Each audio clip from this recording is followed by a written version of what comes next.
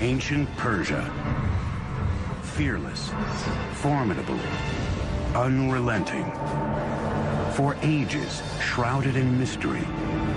An empire unparalleled in conquest and riches. To create an empire of the size of the Persian Empire, the largest empire the world had known, obviously takes military skill. From North Africa to Asia, it was a civilization driven by a dynasty of extraordinary rulers, ambitious and all-powerful. Cyrus the Great is one of the few who deserves to be called the Great. The Persian Empire created some of the most astonishing feats of engineering the world has ever seen. Magnificent palaces that rose up from barren desert. Roadways, bridges, and canals. Everyone has heard of the Suez Canal, but how many have heard of Darius's Canal? But dark clouds were on the horizon. An ancient rivalry with Greece would erupt into an epic clash that changed the course of history and shaped the Western world for thousands of years to come.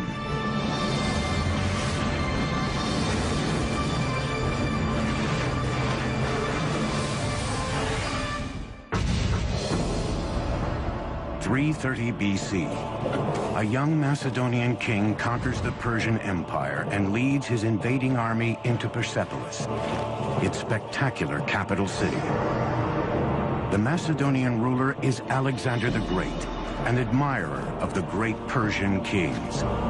By sundown, the Greek victory celebration degenerates into a drunken melee. By sunup, Persepolis, the crown jewel of the Persian Empire, with palaces unrivaled anywhere in the world, is burned to the ground. More than 2,500 years later, these immense towers stand as testament to the soaring heights this now forgotten empire once reached.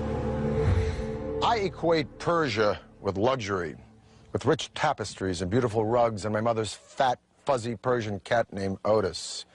But I also think of a fantastic Persian king named Cyrus the Great, who believed in religious and cultural tolerance, and who freed the Jews from Babylon to return to Israel. Hello, I'm Peter Weller, and welcome to the Persian Empire. Around 4000 BC, two nomadic tribes were starting to take root in a rich but hot Iranian plateau. The Medes in the north, the Persians in the south. Being as that these tribes were nomadic, they were more interested in survival than conquest. As they became less nomadic, they had to learn how to farm, in particular how to cultivate this fertile Iranian plateau. But to do that, they needed a source of water. The early Persians may have very well become dust in the winds of history had they not unlocked a source of water and, just as importantly, a means to channel that water to their crops and settlements. And what makes this engineering feat so remarkable is that they found this water not from rivers or lakes or oceans, but from the most unlikely source of all, rocks. Persia emerged out of nothing, a rugged, hostile terrain built with only invention and determination. 3,000 years ago, nomadic early Persians roamed the parched, forbidding Iranian plateau. Finding water meant traveling long distances. It fell to a hybrid engineer, geologist and diviner called a Mogani to figure out how to bring it back to his people. Using nothing more than stone chisels, Moganis would build the first cornerstone of the Persian Empire.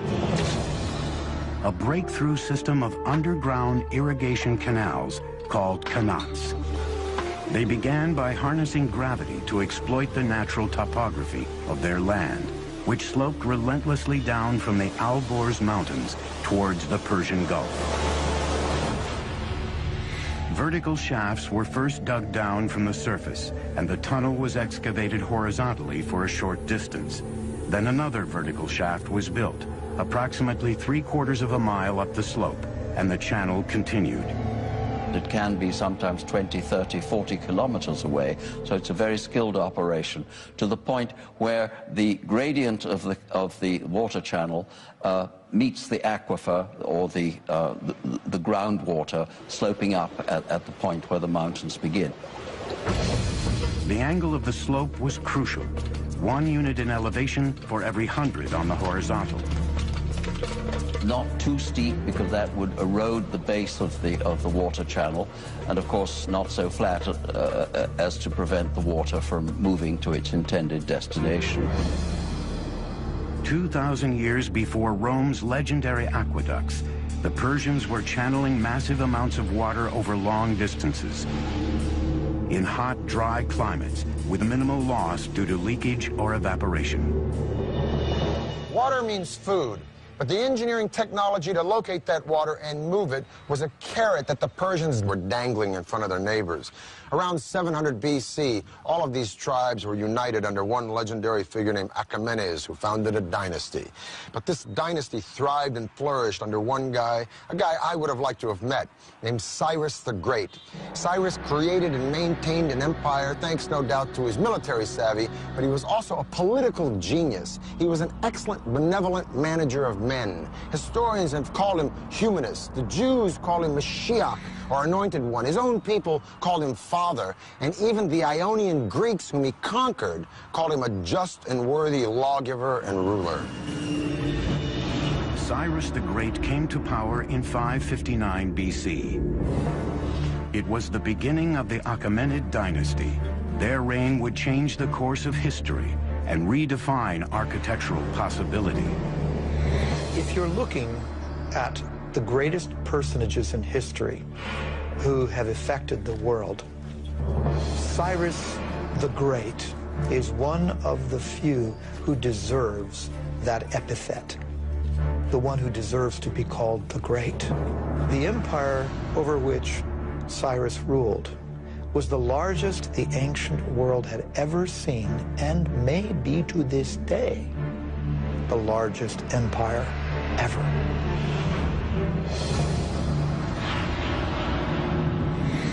By 554 BC, Cyrus had crushed all rivals and became the undisputed leader of Persia. Now it was time to conquer the world. And if he was going to build an empire, he would need a magnificent capital city to reflect its growing stature. In 550 BC, Cyrus launched one of the most ambitious engineering projects anywhere in the ancient world. The Persian Empire's first great capital city at Pasargad, located in modern Iran. Cyrus was a very innovative builder, and I might add that his standards were particularly high. We can also say that his building project reflected in some ways the technologies that he found in the course of his various conquests. Like the Romans centuries later, the Persians were borrowers. They took the best and most advanced ideas from the cultures they conquered, then developed them even further into technologies uniquely their own. The art and engineering of Pasargad drew on influences as far-flung as Assyria, Egypt, and Asia Minor, thousands of miles away. There were stone workers, woodworkers, brick makers, relief makers, and we know that these were people often imported from all over the empire. Today, over 2,500 years later, crumbling ruins are the only remnants of what was once here, Persia's first shining capital city. Pasargad's showpiece was its two magnificent palaces, surrounded by a majestic park and vast formal gardens. Among them, the first known appearance of the astonishing Paradisia, the four-quartered walled Persian gardens. The gardens had over 1,000 yards of channels of carved limestone, designed such that water would enter small basins every 16 yards. The Paradisia of Pasargad laid the foundations for many of the world's most magnificent gardens for the next 2 millennia. What's particularly different with the Paradisia is the application of the geometric design. So we have squares, rectangular designs, floral designs, cypress trees, wild grasses, roses, lilies, all kinds of vegetations. And this is the concept of the modern park as we know it. As Pasargad was being built, Cyrus added to his dominion one enemy kingdom after another. But Cyrus was a very different kind of king. He refused to enslave his new subjects, a revolutionary concept in the ancient world. He recognized the local validity, if you will, of different religions and beliefs, and allowed those things to persist. In 539, Cyrus conquered Babylon, but he did not present himself as a conqueror. He presented himself as a liberator, rescuing these people from their despotic ruler.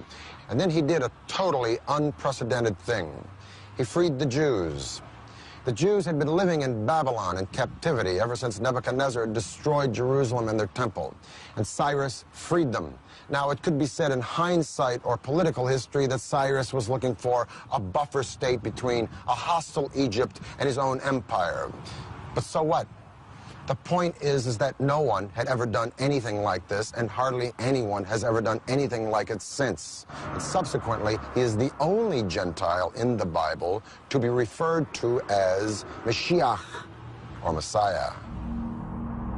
As one distinguished Oxford scholar once said to me, Cyrus always had a very good press. It's a very true statement.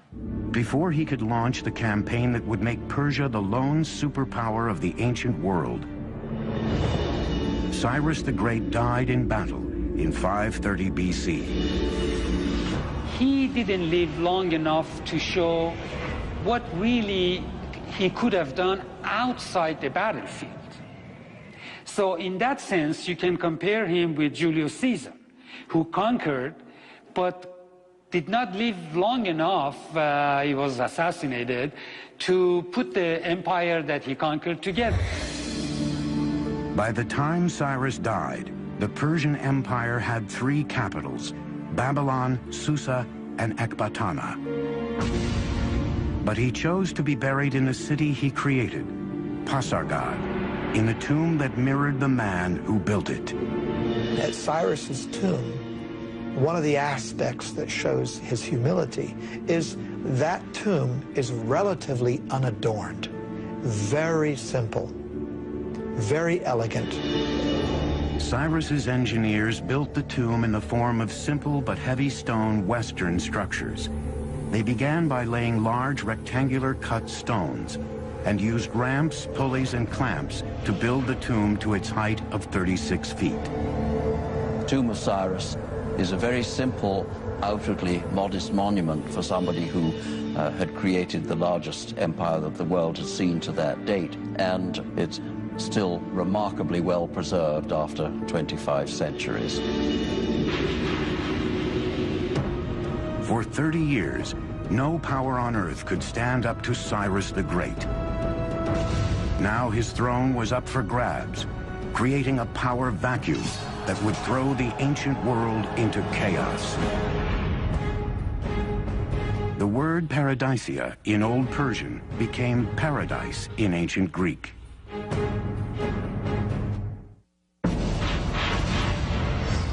(530 BC). Cyrus the Great, the architect of the greatest empire the world had ever known, is dead. For Persia, its future now hung in the balance.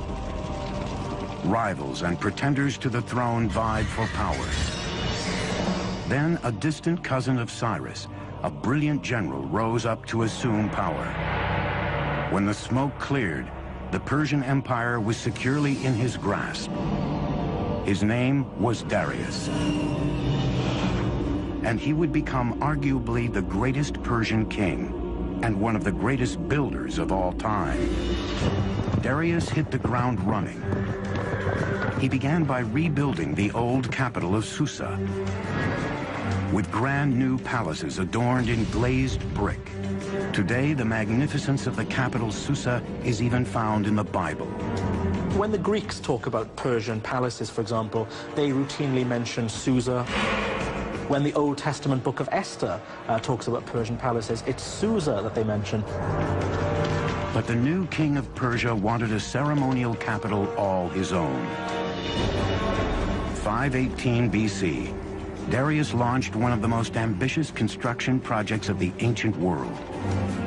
Located near the modern city of Shiraz, it would become known as Persepolis, or Persian city in Greek. All of the palaces rose from a vast stone platform designed to enhance the stature of the empire. The terrace square is huge, over 125,000 square meters. And he had to modify the landscape. His engineers had to come in and level out part of the area, and they had to build a retaining wall. He wanted it to be seen from a distance. That's exactly why you build up a terrace, so it could be viewed from afar. That makes it all the more grand and imposing. Persepolis was a colossal engineering challenge, with walls more than 60 feet high and 35 feet thick, and great halls featuring intricately designed columns. Thousands of architects, craftsmen, and laborers, along with tons of materials, were brought from the far reaches of the empire. Most ancient empires were built by massive armies of slave labor, but Darius, like Cyrus, believed in paying for the work that built Persia's palaces and monuments. Every worker was given his due, his or her due, because we also find women in the workforce as well. Depending on their skill, what the quality they brought to the work, they were paid accordingly. No expense was spared. Persepolis would be the signature monument of Persian power and glory. First of all, it's important to remember the origin of the Persians themselves. That is to say that these were a nomadic people. They lived in tented accommodation, and they would up their tents, move somewhere else, and plant their tents again. Now, as time went on, these tents became more and more elaborate affairs. And essentially what we're having at Persepolis is a tent turned into stone. The Apadana is nothing more than a stone tented building. The magnificent audience hall Darius built was called the Apadana. Each of those great monumental stone pillars are inspired by the kinds of wooden pillars that upheld a beautiful canvas roof. But now that canvas roof has turned to beautiful cedar wood instead. So the nomadic origins of the Persians gives the impetus to part of their architecture, but that's not all. The city's palaces were adorned in gold and silver, expensive tapestries, and colorful tiles. The walls were studded with carved reliefs of peaceful depictions of visiting dignitaries from conquered lands. But Persepolis' spectacular engineering achievements extended far beyond the city walls. Its intricately designed and constructed water and drainage system were unrivaled anywhere. Before the actual soil was placed in, first, Darius's engineers constructed a drainage system, plumbing, drain pipes. These would be covered. Water was also brought in along the Qanat system. But then those drain pipes, which would drain the effluents out, those were taken underground below the surface where the visitor would never see that. Even during his most ambitious projects to enhance the empire's monuments and infrastructure, Darius never stopped expanding his empire. Under the brilliant leadership of Darius, the Persian Empire grew to staggering size. It included modern Iran and Pakistan, parts of Afghanistan, Armenia, Turkey, Syria, Egypt, Lebanon, Jordan, Palestine, parts of Central Asia, all the way to northern India. And man, this is a lot of turf. To connect the farthest reaches of the empire, Darius would launch two audacious building projects. One would stretch over 1,500 miles of the Persian Empire. The other would connect the Red Sea to the Mediterranean.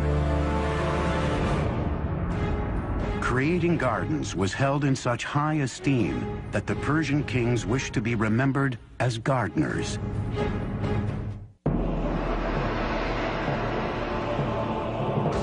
Under the rule of Darius the Great, the Persian Empire grew to staggering proportions. Now he wanted to consolidate and connect the far-flung parts of his great kingdom. 515 BC, Darius orders his engineers to build a massive stone highway, one that would weave the empire together from North Africa to India. Extending over 1,500 miles of the empire, He would call it the Royal Road. This was quite the engineering feat because this had to traverse through mountains, forests, deserts. So typically, earth would be packed, hardened, for example. They may not have had asphalt, but they certainly had knowledge of packing gravel or tiny rocks. Laying down a stone road is vital in a terrain where there could be a high water table. You don't want to get your feet stuck in the mud. You don't want to get your cart stuck in the mud. So you have to raise the road surface up. That means laying down some kind of surface initially that will either absorb the groundwater or not allow the groundwater to displace the road. The Royal Road was linked by 111 rest stations and inns every 18 miles, where travelers could eat, sleep, and switch to fresh horses. To ensure safety, watchmen were posted all along its great length. Now, I'm going to talk with my friend, Dr. Lloyd Llewellyn-Jones from the University of Edinburgh, professor of ancient history. I got to ask you this. Was it that safe? Essentially, yeah. I think what Darius, if you will, manages to do here is an incredible feat. I mean, we're standing here in Turkey, okay, right, and we could take one route straight the way through into central Iran. I mean, that's pretty good going. How fast? Okay, so if we're on horseback and we're riding from one of these little garrisons to garrison every 15 miles, changing fresh horses, we can do that in about 6-7 days, maybe. 6 or 7 days? Yeah. So you could send messages on this road, friends, next city? Most definitely, and you know, and for trade, it's a godsend, as you can imagine. And this road cut through so much stuff. I mean, it just doesn't follow, you know, a formal pathway. It has to cross rivers, so it crosses the Tigris, it crosses the River Halys by ferry, right? Sometimes it clings to the side of mountains, sometimes it clings to the side of rivers. So the terrain is changeable. It's not drained or anything like that, so it's not as advanced as some of the Roman roads we get later periods. So it doesn't have a gutter system? No, nothing like that, nothing like that. But what it's essentially is, it's sort of maybe 20 feet wide with a sort of chip-in base, which is good for horse treads and that kind of stuff, you know. And carriages and exactly, to get things through as quickly as you can, basically. Well, Lloyd, it's been a pleasure talking with you. Yeah, thank you for enlightening us about this incredible road. But Darius still wasn't through. There was one territory Darius had yet to firmly control: the vast riches of North Africa, and he was determined to build a gateway there. He had his engineers devise a giant canal linking the Mediterranean and the Red Sea. Everyone has heard of the Suez Canal, but how many have heard of Darius's canal? What Darius did was build an east-west canal that was 130 miles long. With the Persian knowledge of hydrology, Darius's engineers used digging tools made of bronze and iron to first open the canal, then clear any blown sand and line it with stone ready for his ships to sail. It would take 7 years to complete the 130-mile-long waterway, with a massive labor force of Egyptian stone cutters and canal builders. Parts of the canal between the Nile and the Red Sea were actually not waterways, but just points along which the ships could be dragged until they reached another deeper portion where they could again sail their course. Darius says, I, Darius, king of kings, conqueror of Egypt, built this canal.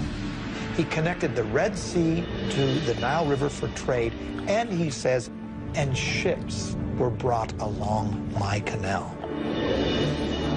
By 500 BC, Persia was the largest empire the world had ever seen, even exceeding the size and wealth of Rome at its height 4 centuries later.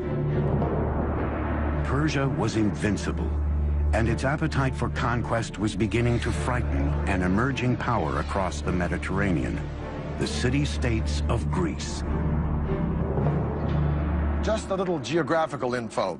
That big body of water out there is the Black Sea. This thin body of water here is the Bosphorus Strait that connects the Black Sea to the Mediterranean. So I'm standing in Asia, or Asia Minor, if you will, and that land over there is Europe. Now, in 494 BC, Darius put down a revolt from some cities on the coast of Turkey. But this revolt had been supported by Athens, so Darius wanted to teach Athens a lesson. He was going to march on Greece and attack that city. But how was he going to do it? He's got to go across the sea. Well, he takes a bridge of boats, pontoons, if you will, and lines them up from that point to that point and marches an army, so Herodotus says, of 70,000 men across the sea to attack Greece. Amazing. Persian engineers connected one side of the Bosporus to the other by scuttling boats side by side to form the foundation. Then they built a highway across the top, linking Asia to Europe. Probably this was a system of planks, and underneath there was a system of packed earth or perhaps dry wood to keep basically the road stable. Now, to keep the ships from wobbling, they must have used an anchor system of a certain weight, because if the anchor would have been too heavy, that would have, of course, tilted or damaged the ships. There was no breaking of the planks, not only due to the weight of the army crossing it, but due to the choppy waters of the Bosphorus. That's quite the feat of engineering before the age of computers. It is late August in the year 490 BC. Darius has already marched into Greece and taken Macedonia. Now he's destined to meet the Greek general Themistocles and an army from Athens and Corinth at the famous Battle of Marathon. The massive army from Persia numbers 60,000 or 140,000, 250,000, depending upon the propaganda you read. Suffice it to say, the Greeks are outnumbered 10 to 1. Their only recourse is to send for reinforcements. So the legendary runner Philippides runs from Marathon to Sparta, a distance of 140 miles in 2 days, hence the name of the race, Marathon. The two armies faced each other separated by a vast open plain. If they clashed head-on, the massive Persian forces would mow down the greatly outnumbered Greeks. This was the beginning of the Persian Wars. A reduced Greek force attacked the Persians head-on. The Persians went for an easy kill. But the remaining Greek forces had split into two and opened two other fronts against the Persians. Sucked into a bloody slaughter pit, the Persians suffered heavy losses and retreated. For the Greeks, it was a great victory. For the Persians, just a speed bump on their path to world domination. Darius decided to return home and turn his attention to shoring up Persepolis, his capital city. He would never get there.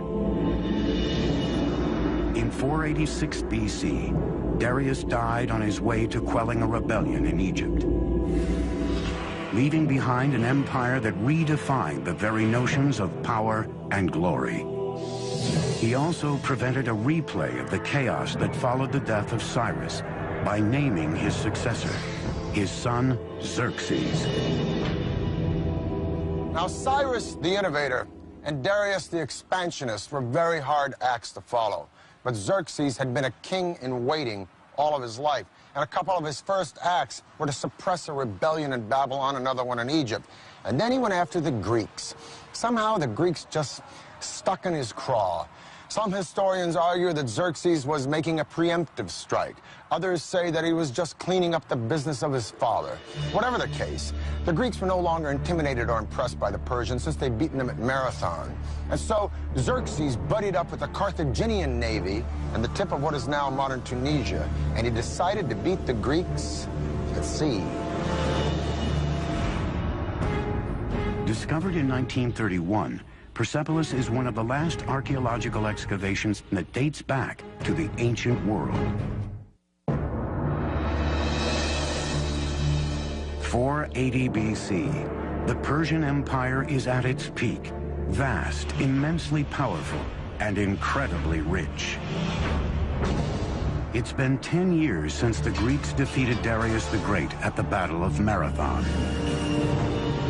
His son Xerxes is now the latest absolute monarch in Persia's Achaemenid dynasty, and Xerxes wants revenge. Greece is only beginning to emerge as a force to be reckoned with, a coalition of profoundly different city-states, from democracies to dictatorships. They are united only by one creed, their hatred of Persia. The ancient world is on the verge of the Second Persian War. The outcome will lay the foundation for the modern world. Greeks traditionally called everybody except themselves barbarians. So this whole thing really between East and West started probably with the Persians and the Greeks and continued ever since. The Persian invasion of Greece would be one of the greatest collaborations of strategy and engineering in military history. The massive invasion would be a complex land-sea assault, demanding some astonishing feats of engineering. Xerxes wanted his forces to enter Greece at the isthmus of Mount Athos, but the seas there were so turbulent, the king directed his builders to dig a canal across the isthmus. With vast manpower and expertise in canal engineering, Xerxes' engineers took a mere 6 months to complete the canal across the isthmus. But the next challenge facing his generals and architects was even greater. The huge Persian army still had to cross the 1.5-mile wide Hellespont. To this day, their solution is considered one of the most ambitious engineering projects ever conceived for a military campaign. Borrowing a page from his father's book, Xerxes ordered a double pontoon bridge built across the Hellespont. A feat of engineering that would far surpass the bridge Darius built at the Bosphorus. But what's very interesting is that 674 ships were now lined up. How were these ships kept stable? This must have been quite an engineering feat. The Bosphorus is not a very calm area. It can be quite choppy. The row of ships were kept in place with a very taut system of cables, probably 2 large cables that ran between Asia and Europe. Now remember, a large number of troops crossed this bridge, perhaps up to 240,000 troops. The ropes allowed the boats sufficient flexibility of movement in the turbulent waters. Each section of the bridge was built on 2 boats connected by planks, so the entire roadway could ride the waves, absorbing much of the surface choppiness. Persian engineers then constructed a platform across the top of the boats, then the roadway on top of that. With each wood plank, a superhighway emerged, crossing the Hellespont using battleships as the foundation. Remember, we're dealing with the hooves of tens of thousands of cavalry, including armored cavalry, which would have been much, much heavier.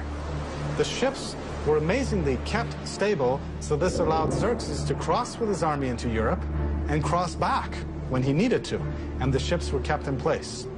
And for a short period, Europe and Asia were one. 10 days later, with his bridge complete, Xerxes marched into Europe. The whole army crossed with heavy equipment, heavy cavalry, and the planks were kept in place. There was no breaking of the planks, not only due to the weight of the army crossing it, but due to the choppy waters of the Bosphorus. Xerxes' strategy was simple: overwhelm the Greeks on land and at sea with superior numbers. Once again, the Greeks were led by the great general Themistocles. He knew he couldn't beat Xerxes on land, so the entire campaign was designed to lure the Persian navy into a trap.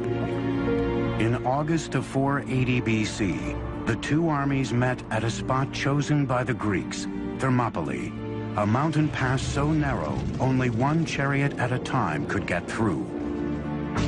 For days, the massive Persian army was stalled, bottlenecked on the wrong side of the pass, just as the Greeks planned. In the meantime, unseen by the Persians, Themistocles left with most of his army, leaving only a token force of 6,000 Spartans behind. Like his father before him, Xerxes was about to charge headlong into a Greek trap. When they finally broke through the narrow pass, the Persians easily destroyed the meager Spartan force Themistocles had left behind as bait and marched toward Athens. But when Xerxes reached the city, Athens was deserted. Xerxes suspected he had been duped and would make the Athenian people pay for it.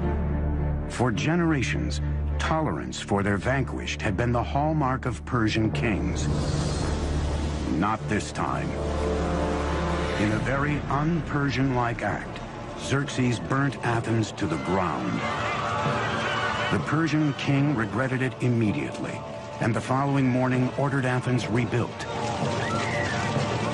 But it was too late. The deed was done. His moment of rage would come back to haunt Persia nearly 200 years later.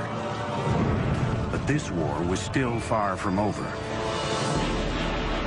At the same time, Themistocles was setting his trap that lured the massive Persian navy into the narrow bay at Salamis.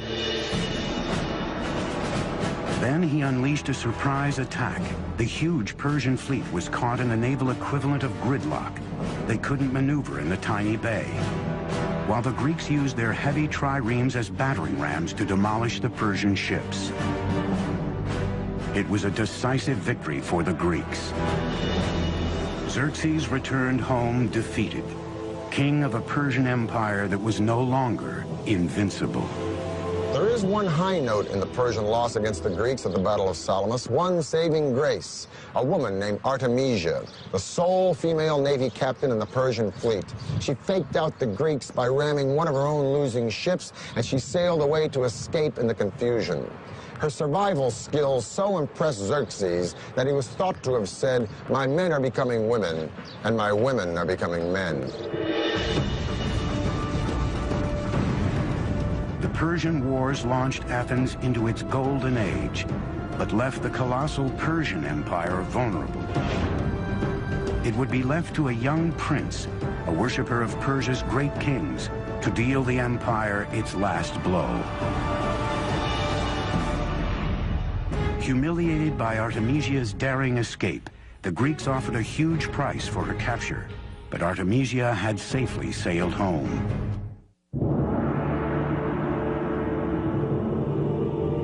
480 BC, the Greeks had defeated the Persian fleet at Thermopylae. The aura of invincibility that surrounded this empire was gone. But there were still days of power and glory ahead for the Persian Empire. 15 years later, in 465 BC, the Persian king Xerxes died. Xerxes left the empire to his son, Artaxerxes, who was determined to take Persia back to its golden days. He began by turning his attention to a building project begun by his grandfather, Darius.